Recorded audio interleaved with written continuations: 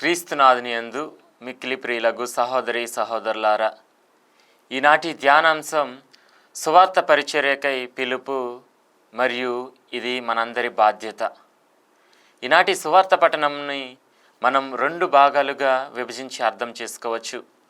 మొదటిది యేసు ప్రభువు సువార్త పరిచర్య చేయడం, రెండవది శిష్యులకు ఈ యొక్క అధికారాన్ని అప్పగించడం. మొదటిది యేసు ప్రభువు సువార్త పరిచర్య చేయడం. ఆది నుండి కూడా దేవుడు తన యొక్క చిత్తాన్ని, సందేశాన్ని తాను ఎన్నుకున్న ప్రజల ద్వారా, నాయకుల ద్వారా, ప్రవక్తల ద్వారా తన ప్రజలకు తెలియపరిచి, అందుగురించే వీరు వారి కోసం కాక దేవుడి కోసమే జీవించారు. వారి యొక్క బోధన, వారి యొక్క జీవన శైలి, వారి యొక్క క్రియలు ప్రజలను దేవుని దగ్గర చేర్చడంలో ఎంతగానో సహాయపడ్డాయి అని చెప్పడంలో ఎటువంటి అతిశయోక్తి లేదు.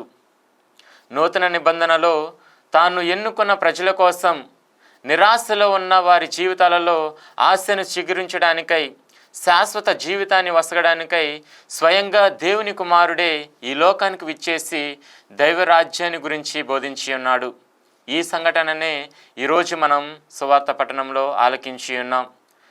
యేసు ప్రభువు కేవలము ఒక దగ్గర ఉండి మాత్రమే ఈ పరిచర్య చేయడం లేదు, కానీ అన్ని పట్టణములు, గ్రామములు తిరిగి దేవుని యొక్క ప్రేమను, ఆయన యొక్క చిత్తాన్ని, దైవరాజ్య విశిష్టతను గురించి బోధిస్తూ ఉన్నాడు.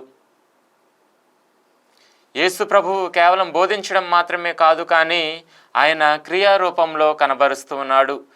అనారోగ్యంతో బాధపడుతున్న వారికి స్వస్థతను చేకూర్చడంలో, నిరాశలో ఉన్న వారికి ఆశను చిగురించడంలో, అంధకారంలో ఉన్న వారి జీవితాలలో వెలుగుని నింపడంలో క్రీస్తు ప్రభువు ఎంతగానో కృషి సల్పుతూ ఉన్నాడు.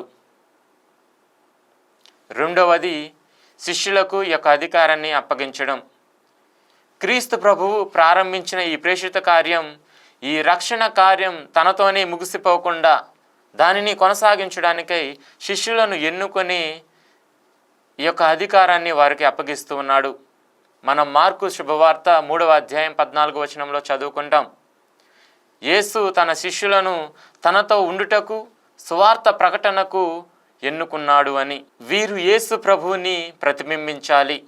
యేసులా ప్రజలను చేరడంలో, వారిని కనికరించడంలో, వారిని స్వస్థపరచడంలో వీరి శక్తి సరిపోదు. కాబట్టి క్రీస్తు ప్రభువు వీరికి తగిన శక్తిని, అధికారాన్ని వసుకుతూ ఉన్నాడు. ఈనాటి సువార్త పఠనం ద్వారా మనం 3 విషయాలు నేర్చుకోవాలి. మొదటిగా, సువార్త పరిచర్య కేవలం గురువులకు, కన్యాస్త్రీలకు లేక ఉపదేశులకు మాత్రమే సంబంధించినది కాదు. జ్ఞాన స్నానం ద్వారా ఒక యాజకుడిగా, ఒక ప్రవక్తగా, ఒక రాజుగా మనమందరము కూడా క్రీస్తు ప్రభుని యాజకత్వంలో పాలిభాగస్థులం అవుతున్నాం. అందువలన సువార్త పరిచర్య ఇది మన అందరి యొక్క బాధ్యత అని మనం అర్థం చేసుకోవాలి. రెండవది, కేవలం బోధించడం మాత్రమే కాదు, కానీ దానిని ఆచరణలో పెట్టాలి. మన యొక్క జీవితాల ద్వారా ప్రభుని యొక్క వాక్యాన్ని అర్థవంతంగా ఇతరులకు చేరవేయాలి.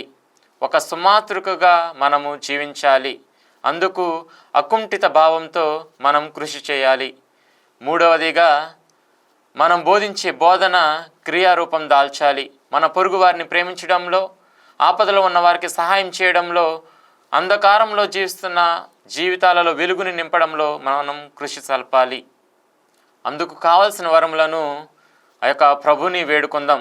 సువార్త పరిచర్య మనందరి యొక్క బాధ్యత అని మనము జ్ఞాపకం ఉంచుకుందాం. సువార్త పరిచర్య చేయడంలో ఎల్లప్పుడూ కూడా మనము ముందడుగు వేస్తూ ఆ ప్రభుని యొక్క రాజ్య విస్తరణలో మనము పాలిభాగస్థులం అవుదాం.